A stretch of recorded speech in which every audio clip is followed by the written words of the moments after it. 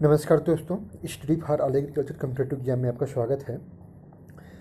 ICR का UG का जो 2019 का एंट्रेंस एग्ज़ाम का फॉर्म है वो इनवाइट कर दिया गया है और ये एग्ज़ाम जो है कहेंगे कि नेशनल टेस्टिंग एजेंसी इसके द्वारा अब कंडक्ट किया जाएगा।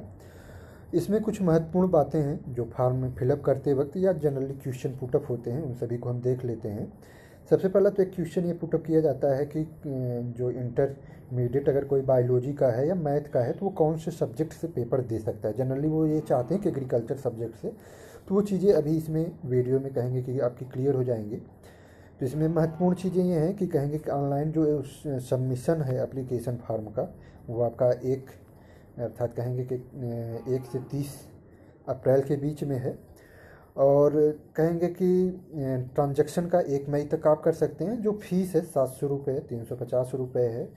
और ऑनलाइन करेक्शन जो है वो किया जा सकता है 7 से 14 मई के बीच में, अर्थात 7 to 14 मई के बीच में।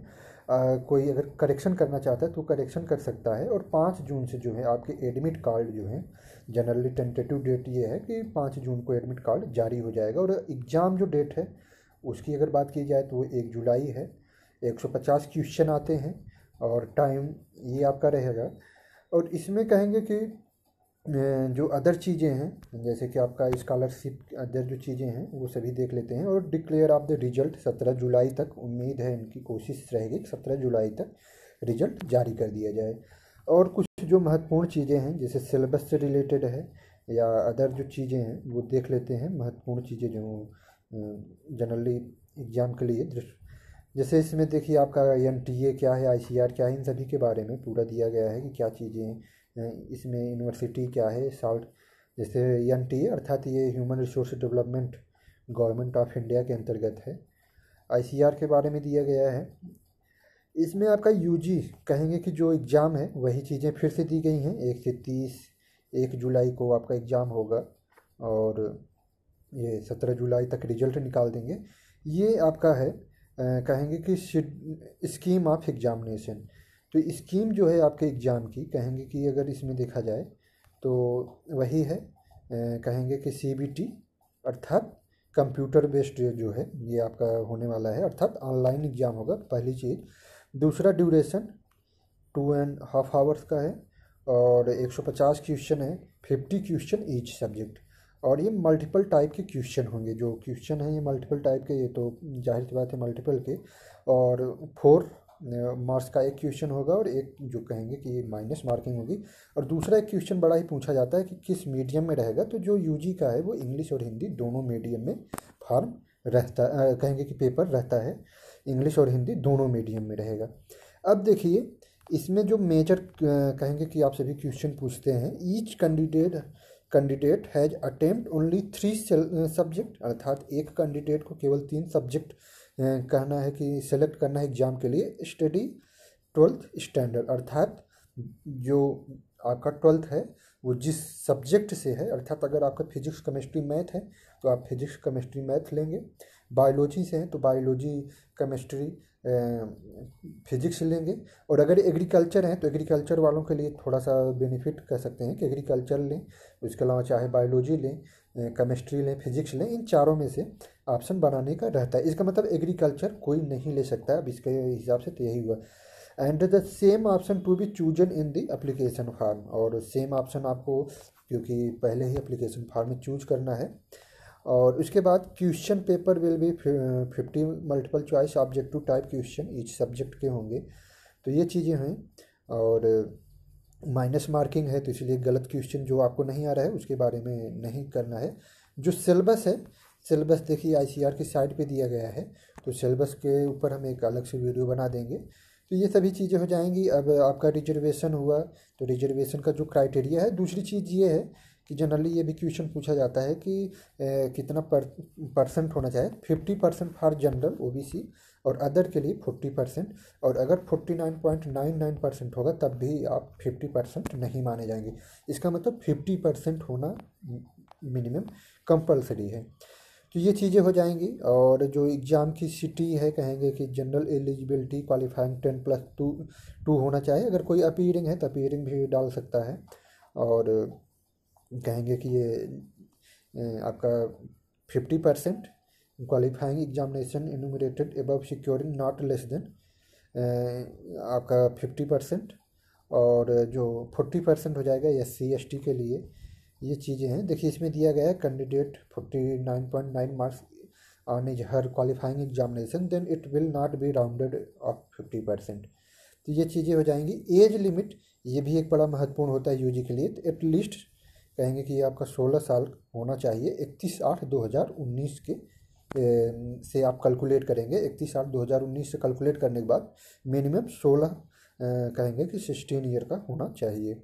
और ये रजिस्ट्रेशन फॉर्म हो जाएगा। ऑनलाइन एप्लीकेशन कैसे आप करेंगे, जिसमें आपका फ़ोटो जो है ये भी चीज़ें देखनी है। 10 KB से 200 KB के बीच में होना चाहिए फ़ोटोग्राफ, और सिग्नेचर जो है 4 से कहेंगे कि 30 KB का होना चाहिए। तो ये सभी चीज़ें हो जाएंगी। और इसमें जो फीस स्ट्रक्चर दिया गया है ये सभी चीज़ें हो जाएंगी। कैसे क्या भरना है, आपको क्या कैटेगरी सेलेक्ट करनी है, इन सभी के बारे में दिया गया है। और एग्जामिनेशन सेंटर की बात की जाए तो ऑल इंडिया लेवल का एग्ज़ाम है। तो ऑल इंडिया लेवल पे इसके कहेंगे कि सेंटर जो होंगे वो आपके ऑल इंडिया लेवल पे होंगे। और इसमें अदर महत्वपूर्ण जो चीज़ें हैं अगर हम उनके बारे में देखें तो जैसे कि आपका रिजल्ट जो है तो कहेंगे कि ये NTA की साइट पे ही दिखेगा। और आंसर की फॉर चैलेंज, और आंसर की के लिए भी डिक्लेरेशन ऑफ रिजल्ट, ये आपका जैसे पहले ही बताया गया था जुलाई में रिजल्ट आ जाएगा। और यहाँ पे देखिए एक चीज़ें ये भी दिया गया है परसेंटाइल एंड नॉर्मलाइजेशन प्रोसीजर। अर्थात कहने का मतलब ये है जैसे कब BSc AG में कोई एग्रीकल्चर से दे रहा है, कोई बायोलॉजी से, कोई मैथ से, तो इसमें नॉर्मलाइजेशन किया जाता है। और उसका पूरा इन्होंने बाकायदे दिया हुआ है कि क्या सिस्टम अपनाते हैं नॉर्मलाइजेशन में।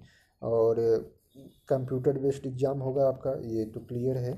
देखिए लिस्ट ऑफ एग्जामिनेशन सिटी ये दिए गए। उत्तर प्रदेश में कहेंगे कागरा, इलाहाबाद, बरेली, कानपुर, लखनऊ, बनारस। उत्तराखंड में Dehradun.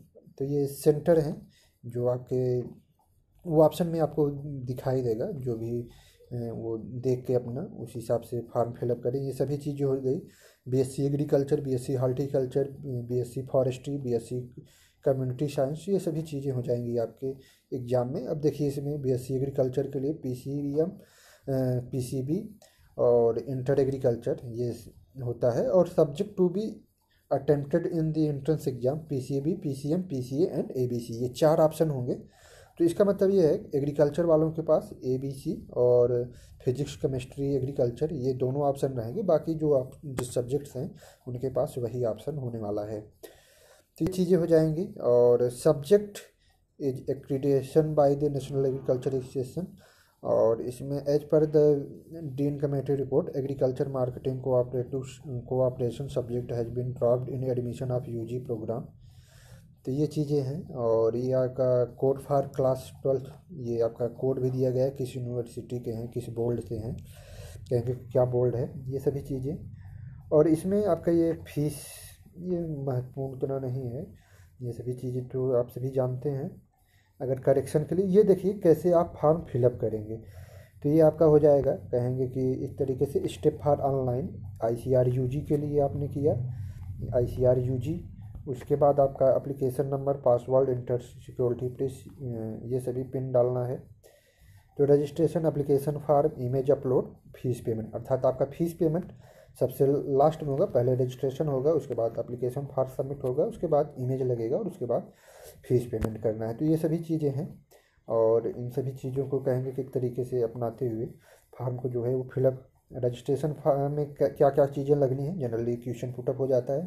Candidate name, father's name, mother's name, date of birth, type of identification, address, password, confirm password, ये आप जब करेंगे सबमिट हो जाएगा। उसके बाद ये व्यू पेज इस तरीके से दिखाई देगा। उसके बाद आपको कहेंगे कि ऑनलाइन रजिस्ट्रेशन फॉर्म ये इस तरीके से फाइनल सबमिट, और फाइनल सबमिट के बाद फिर इसके बाद ये आपको रजिस्ट्रेशन नंबर प्राप्त हो जाएगा। उसके बाद अदर जो प्रोसीजर हैं, एप्लीकेशन स्टेटस देख सकते हैं, registration form complete, application form incomplete है। तो इसके बाद एप्लीकेशन नंबर आपको मिल जाएगा, और एप्लीकेशन नंबर पे फिर जाके आप एप्लीकेशन नंबर को जो है सिलेक्ट करिए। और उसमें ये जो डिटेल्स हैं आपके, अर्थात 10th और 12th का जो डिटेल्स है वो भी इसमें लगेगा। और जनरली अभी रिजल्ट आ गया होगा, जिनका नहीं आया होगा वो अपीयरिंग ऐसा कुछ ऑप्शन होगा। तो ये चीज़ें हो जाएंगी, पूरा प्रोसीजर है इस तरीके से, पूरा फॉर्म कहेंगे कंप्लीट कर लेंगे। और सिग्नेचर और थंब और सिग्नेचर ये तीनों चीज़ें हैं, फोटोग्राफ, ये तीनों चीज़ें आपकी लगेंगी और ये अलग अलग फोटोग्राफ सबमिट कर देंगे। उसके बाद ये 3 चीज़ें आपकी कंप्लीट हो गई, उसके बाद पेमेंट कर देने के बाद आपका पूरा फॉर्म जो है वो कंप्लीट हो जाएगा। तो इस तरीके से तो ये हो गया। और इसमें जो है कहेंगे कि नॉर्मलाइजेशन का ये इन्होंने टेक्निक दे रखा है, कैसे नॉर्मलाइजेशन करेंगे, अदर चीज़ें हैं।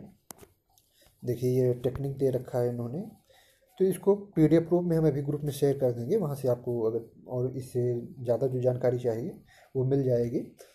और अगर किसी प्रकार की जानकारी चाहिए तो कमेंट कीजिए, उस पर भी वीडियो बना के आप सभी को उपलब्ध करा दिया जाएगा। सिलेबस इसका अलग से डाल दिया जाएगा।